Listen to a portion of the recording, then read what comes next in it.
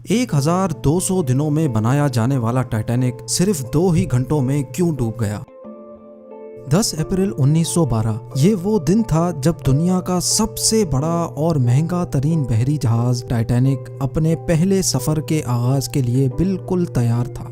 उस दिन Atlantic ocean बेहद पुरसुकून था और समंदरी तूफान आने का दूर दूर तक कोई चांस नहीं था। जहाज में 1500 पैसेंजर सवार भी हो चुके थे और लाखों लोग डॉक पर टाइटैनिक के पहले सफर का आगाज देखने के लिए खड़े थे।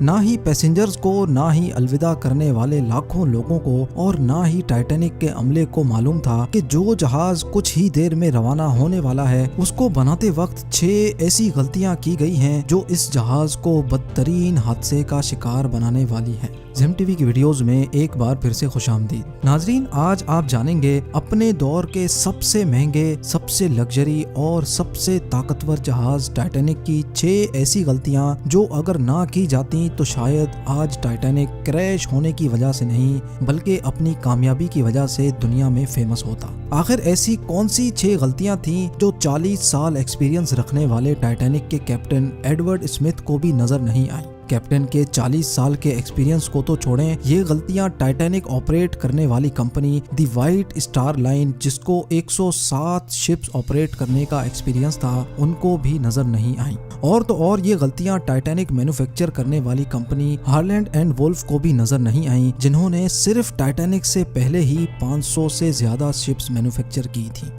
टाइटैनिक की कंस्ट्रक्शन 1907 में शुरू हुई थी और तकरीबन 3 साल का वक्त और 2000 वर्कर्स की मेहनत के बाद जहाज को तैयार कर लिया गया। अब जहाज पूरी तरह से तैयार हो चुका था, लेकिन इसको टेस्ट करने का फेज अभी बाकी था। टाइटैनिक बनाने वालों का उस पर भरोसा तब मजीद बढ़ गया जब टाइटैनिक ने अपना पहला टेस्ट रन कामयाबी से पार कर लिया था। टेस्ट पास करते ही पूरी दुनिया में मुख्तलिफ अखबारात में इसकी मार्केटिंग की गई, जिसकी हेडिंग थी अनसिंकेबल टाइटैनिक, यानी कभी ना डूबने वाला जहाज बना लिया गया है।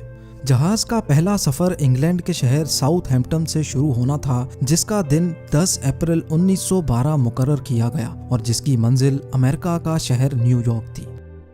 टाइटैनिक के इकोनॉमी पोर्शन में सफर करने की कीमत $30, जबकि फर्स्ट क्लास में सफर करने की $150 थी, जो आज के दौर में 3,40,000 रुपए बनते हैं। इस मार्केटिंग के नतीजे में यकायक सारी टिकट्स बुक कर ली गईं और आखिरकार वो दिन आ ही गया जब टाइटैनिक अपने पहले सफर का आगाज करने वाली थी। मिस्टेक नंबर 1, दोपहर को ठीक 12 बजे टाइटैनिक ने अपने पहले सफर का आगाज कर दिया और साथ ही टाइटैनिक की गलतियां सामने आना शुरू हो गईं। कैप्टन स्मिथ को मालिकान की तरफ से डेडलाइन मिल चुकी थी कि किसी भी सूरत में 17 अप्रैल तक, यानी सिर्फ 7 ही दिनों में न्यूयॉर्क पहुंचना है। इसी वजह से कैप्टन ने जहाज की रफ्तार शुरू से ही बहुत तेज रखी थी और यही थी टाइटैनिक की सबसे पहली गलती। कैप्टन स्मिथ को मालिकान की दी गई इंस्ट्रक्शंस और प्रेशर की वजह से न्यूयॉर्क जल्द से जल्द पहुंचना था, क्योंकि ये टाइटैनिक का पहला सफर था और अगर वो न्यूयॉर्क टाइम से ना पहुंचते तो टाइटैनिक की रेपुटेशन को काफी नुकसान होता।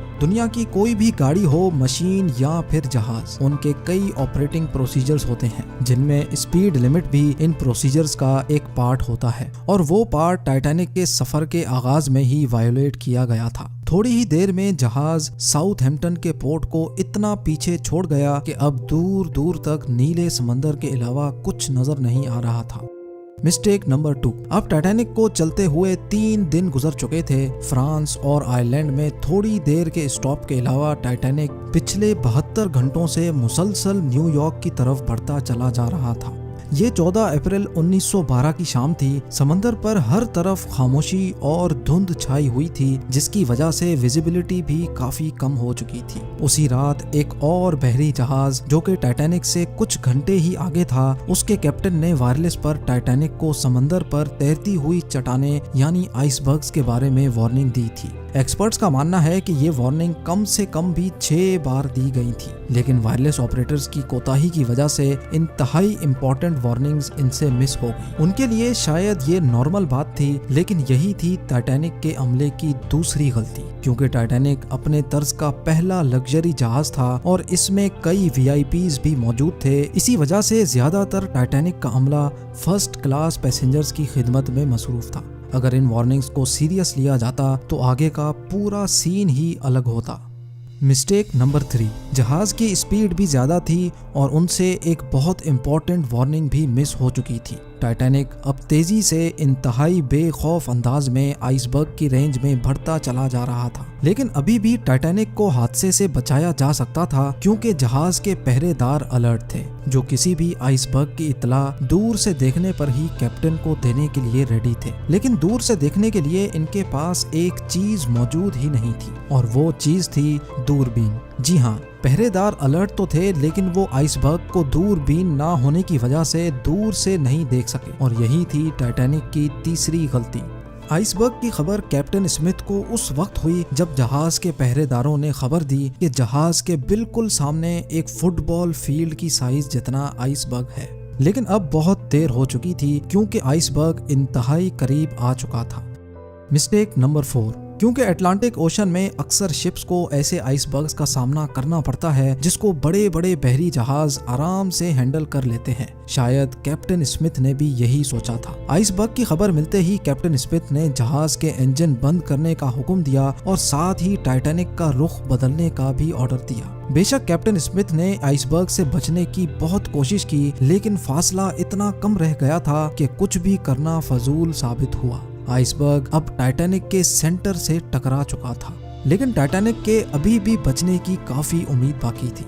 ये उम्मीद बाकी रह गई थी कि शायद आइसबर्ग जहाज की बॉडी को नुकसान ना पहुंचाए या फिर आइसबर्ग जहाज से टकराते ही खुद ही टूट जाए, और शायद होता भी ऐसे ही अगर टाइटैनिक की चौथी गलती अपना काम ना दिखाती। एक्सपर्ट्स का मानना है कि टाइटैनिक की बॉडी पर जो रिविट्स लगी थी वो स्टील की नहीं बल्कि कास्ट आयरन की बनी थी। इन रिविट्स का काम लोहे के बड़े बड़े पीसेस को आपस में जोड़े रखना होता है, लेकिन चूंकि कास्ट आयरन स्टील से नरम होता है, इसी वजह से जिस जगह आइसबर्ग टाइटैनिक की बॉडी से टकराया वहां के रिविट्स प्रेशर की वजह से खुल गए और फिर वही हुआ जिसका डर कैप्टन स्मिथ को था।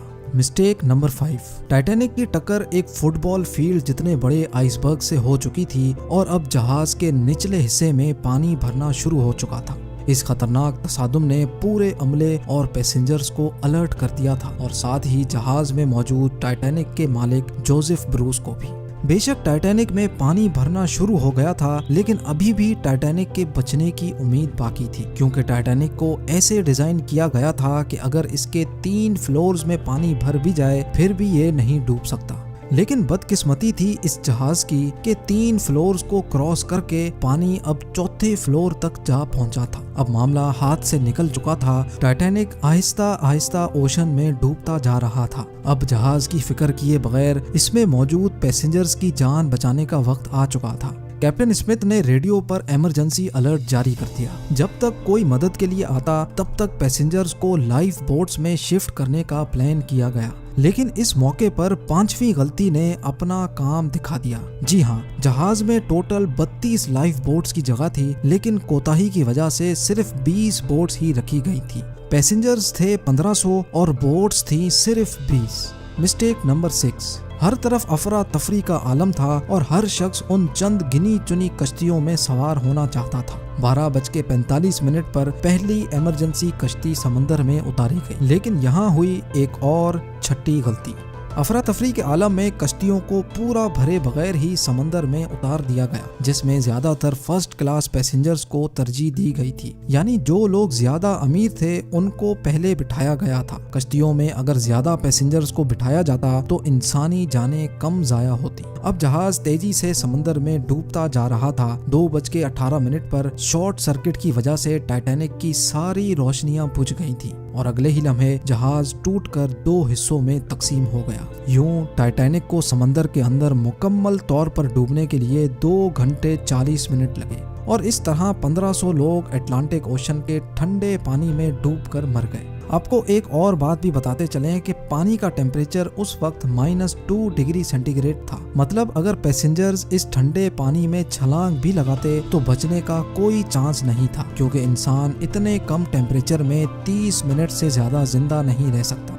कहा जाता है कि मरने वालों की तादाद 1500 से भी काफी ज्यादा थी, क्योंकि जिन लोगों की जहाज के अमले से जान पहचान थी उनमें से काफी लोग जहाज पर बगैर टिकट सवार हुए थे। जिंदा बच जाने वालों में सबसे ज्यादा तादाद बच्चों और खवातीन की थी।